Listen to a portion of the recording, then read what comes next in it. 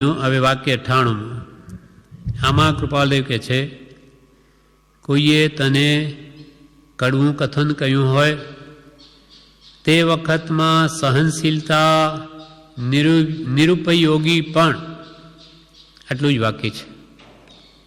કોઈએ તને કડવું કથન કહ્યું હોય તે વખતમાં સહનશીલતા રાખ, અર્થાત ખમી ખૂન. નિરુપયોગી પણ એટલે કોઈ ઉપયોગ એનો ફળ આવતું નથી. અમે એટલું કરીએ કે ભાઈ આપણે સહનશીલતા રાખી એથી સામા વ્યક્તિમાં કંઈ ફરક ન પડ્યો તો પણ કરવું. આપણને લાગે કે નિરુપયોગી છે, જેમ આપણે સીધારીએ તેમ સામા વાળાઓ વધારે આપણને પજવે તો પણ કે સહનકાર. નિરુપયોગી પણ, નિરુપયોગી લાગે તો પણ તારે તો સહન જ કરવું. એટલે પ્રભુશ્રી વારંવાર કહેતા પ્રભુ ખમી ખૂંદવું, જે આવે સહન કરવું. આ ભગવાન મહાવીરનો માર્ગ છે કે સહન કરો, જૈસે કો તૈસા નહીં, એ સંસારનો માર્ગ છે. આપણે તો બધું સહન કરવું, જે કંઈ આવે તે ક્ષમતા ભાવે વેદી લેવું, સહન કરવું. એટલે કોઈએ તને કડવું કથન કહ્યું હોય તે વખતમાં સહનશીલતા. કડવું કથન એવું છે, એ ભાલાની જેમ આપણા હૃદયમાં વાગે. આપણે બે શબ્દ કોઈ એવા કડવા કે ભયંકર, તે આમ ઘા વાગે એવા હોય તો પણ કે છે આપણે આપણા મનને સમજાવી. મહાપુરુષો જેમ સમાજ સત્સંગમાં કહ્યું કે એ મને જોતો જ નથી તો મને શું ગાળ દે, મને જોતો જ નથી. મારું જે સહજાત્મ સ્વરૂપ છે, આત્મ સ્વરૂપ, એ તો એને જોઈ જ નથી. એ તો મારા દેહને જોઈ, દેહ મારો નથી, એ દેહ કોને કહે. એટલે એમ કરીને એ ભાવોને કાઢી નાખવા. અને અથવા એ જે કંઈ કહે છે તે મારા કર્મના ઉદય કહે છે, એમાં એનો કોઈ દોષ નથી. મારા પૂર્વના કરેલા દોષો એના પ્રત્યે કે કંઈ બી હશે તેથી આ એમ બોલે છે, નહીં તો એમ કહે નહીં. એમ આપણે એને સવળું લઈ અને કડવા વચન હોય તો પણ સહન કરવા. કોઈએ તને કડવું કથન કહ્યું હોય તે વખતમાં સહનશીલતા નિરુપયોગી પણ. વિવેચનમાં કહે છે આત્માને હિતકારી છે. આ કડવું કથન પણ સહન કરવું એ આત્માને પરમ હિતકારી છે. અપ્રિય વચન સાંભળે ત્યારે સાધારણ રીતે ક્રોધ થઈ જાય છે. ક્રોધના આવેશમાં ગમે તેવું અવિચારી કામ જીવ કરી બેસે છે. બે શબ્દ કોઈ કહે આપણને ગમે નહીં, કડવું લાગે, ત્યારે કે છે ક્રોધ પણ આવી જાય. અને ક્રોધના આવેશમાં તો અવિચારી કામ કરી બેસે અથવા ગમે તેમ બોલે. તેનો ઉપાય બતાવે છે કે કોઈનું વચન કડવું આપણને લાગ્યું તે વખતે સહનશીલતા સંભાળવી, સહન કરવું. જ્યાં નિરુપાયતા છે ત્યાં સહનશીલતા કર્તવ્ય છે.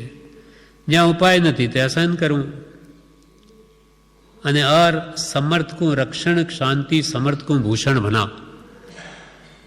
પોતાની સામે વાર કરવાની તાકાત ન હોય અને ક્ષમા રાખે, સહન કરે તો એ બચી જાય. અને બીજો લાભ કે એ ક્ષમા વીરસ્ય ભૂષણમ, ક્ષમા તો એ વીર પુરુષોનું ભૂષણ છે. એટલે સામે વાર કરી શકે એવો હોય છતાંય સંભાવ રાખે તો એ મોટો ગુણ છે. એ તો વીર પુરુષોનું ભૂષણ છે કે આજે આ બધું કરી શકે પણ નહીં, એને એ કશાય ભાવમાં માનતો જ નથી. એને ત્યાં ઉપશમ જોઈએ છે તો એ એનું શોભા છે. માટે ક્રોધ થઈ જાય, ક્રોધના આવેશમાં ગમે તેવું અવિચારી કામ જીવ કરી બેસે, તેનો ઉપાય આ છે કે કોઈ કડવું વચન આપણને લાગ્યું તે વખતે સહનશીલતા સંભાળવી. જેમ સામાન્ય રીતે ક્રોધ એકદમ થઈ આવે છે તેમ સહનશીલતા સાંભળી આવે તેવી ટેવ પાડવી, સહન કરવાની.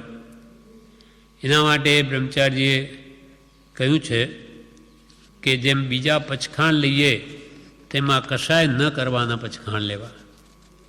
માનો કે આજે સવારના ઉઠ્યા પછી કે 8 વાગ્યા સુધી હું ક્રોધ નહીં કરું, ગમે તેવું નિમિત્ત આવે તો પણ ક્રોધ નહીં કરું, 2 કલાક ધ્યાન રાખવું પડે. પછી એને આમાં સિદ્ધિ મળે તો હવે હું 10 વાગ્યા સુધી ક્રોધ નહીં કરું. એમ અભ્યાસ કરે અને અભ્યાસમાં સફળતા મળે તો પછી એ ક્રોધના પચખાણ લઈ શકે છે. બ્રહ્મચારીજીની સેવામાં રહેનારા રણછોડભાઈ, જે પોતે બ્રહ્મચારી હતા અને એમની રસોઈ પણ બ્રહ્મચારીજીની એ જ બનાવતા, રણછોડભાઈ, એમને ક્રોધના પચખાણ હતા. એ કોઈ દિવસ પણ ગરમ નહીં થાય, ગમે તે એમને કહો. એમ ક્રોધના પણ પચખાણ લઈ શકાય. અભ્યાસ એ સર્વસિદ્ધિ છે.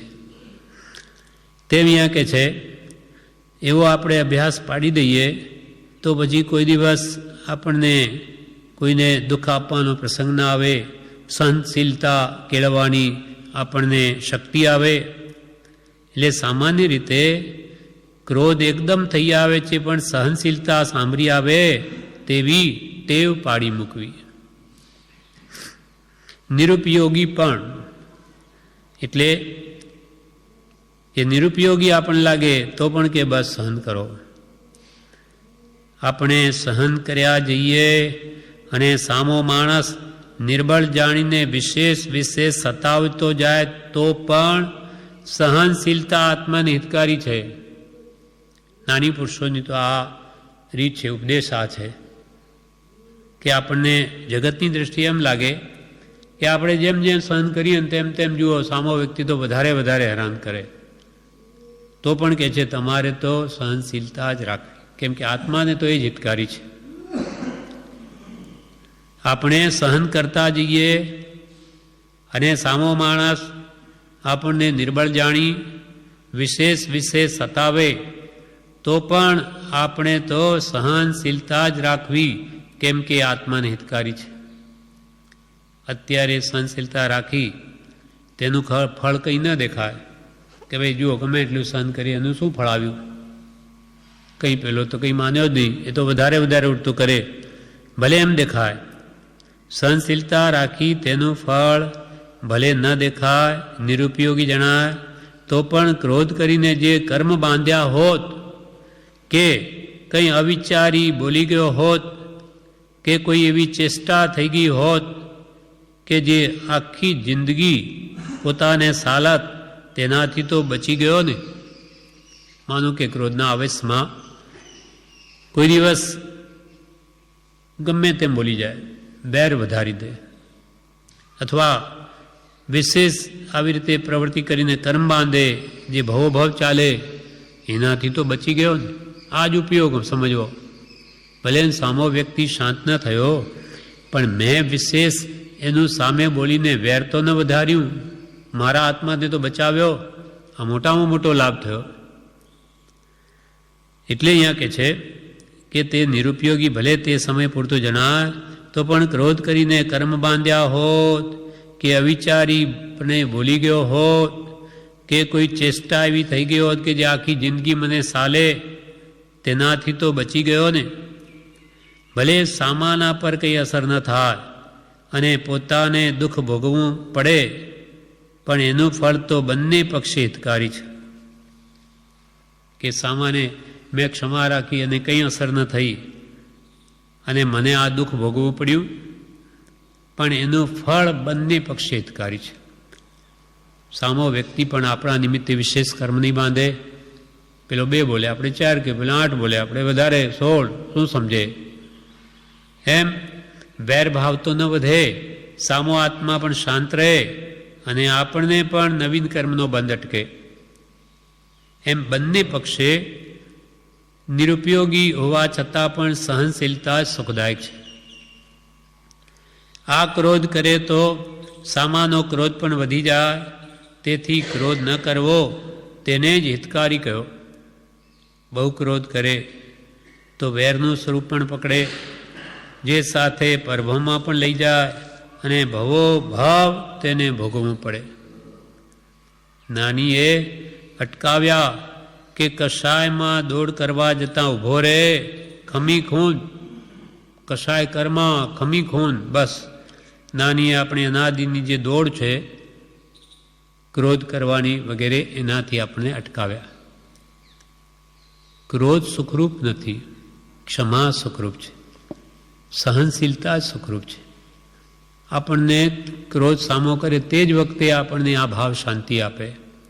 આપણે પેલું ગમે તેમ આપણને તપાવી અને દુઃખી કરવા માંગે, પણ આપણે થઈએ જ નહીં તો એ શું કરે? કાંઈ એનું ચાલે નહીં. અને એને પણ લાભ છે. આપણે ન બોલીએ તો એ પણ એનો પણ પારો નીચે આવે, એ પણ ક્રોધ એનો શમતો જાય.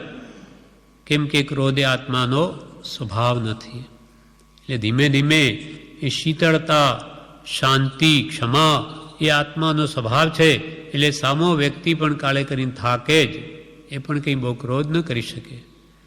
ક્રોધમાં કોઈ વધારે કલાક જો કરે તો જીવી ન શકે, મરી જાય માણસ. કેમ કે એનો સ્વભાવ નથી. એટલે કોઈએ તને કડવું કથન કહ્યું હોય તે વખતમાં સહનશીલતા નિરુપયોગી પણ. આના વિશે એક દ્રષ્ટાંત છે. બ્રહ્મચારીના વખતમાં એક લીલબાઈ કરીને હતા, કચ્છીબાઈ હતા, લીલબેન એમનું નામ. તો બ્રહ્મચારીજીએ એમને કીધેલું કે લીલબાઈ, ભાલાનો વરસાદ વરસે તો પણ આશ્રમ છોડશો નહીં. શું કહ્યું? ભાલાનો વરસાદ વરસે તો પણ આશ્રમ છોડશો નહીં. ભાલા એટલે શું? ઉપર ભાલાના વરસાદ પડવાના હતા. આ વચનરૂપ ભાલા. કોઈ આપણને એવું કડવું કહી જાય ગમે તે, આપણે સહન કરવું. પણ અહીંયા તો જુઓ, ગમે તેમ આ બોલે ને આ બધું કેમ એમ રહેવાય, એ બધું ધ્યાનમાં ન લેવું. ગમે તેમ બોલે સામા વ્યક્તિનો જેવો ભાવ હોય, એને કર્મને આધીન છે જગત જીવ, બોલે, આપણે ક્ષમા રાખવી. તો આપણે ક્યાં નડ્યું? આપણે ક્ષમારૂપ ઢાળ મૂકી દીધી તો એ વચનરૂપ બાણ આપને વાગે જ નહીં. પણ મન ઉપર લઈ લે, મને એણે ગાળ દીધી, મને કરીને એમ પોતાના મન ઉપર લઈ લે તો અસર થાય. બાકી મારે ગાળ ક્યાં આડી? આ તો એનું મોઢું ખરડાયું, ભગવાન એને જ સદબુદ્ધિ આપે, મારું એમાં કાંઈ ગયું નથી. અને એ બી આપણે ક્ષમા રાખીએ તો આપણને આનંદ થાય કે ભગવાન, મને તે આવા સમયમાં મને પણ આવો કાળ જેવો કસાઈ ક્રોધમય નહીં બનાવ્યો, એ તારી અનંત કૃપા થઈ. એમ કરીને તો આનંદ માનવો કે હું પણ એવા ક્રોધ ભાવમાં ન આવ્યો. એટલે એમાં કંઈ ઓછું લગાડવા જેવું નથી કે એને બે શબ્દ કહી દીધા અને હું નહીં બોલું તો લોકો શું કહેશે, આ તો નામટ છે, કાંઈ બોલતો નથી, ઢીલો ઢપ જેવો છે, ગમે તેમ કે આપણે ક્યાં આડે.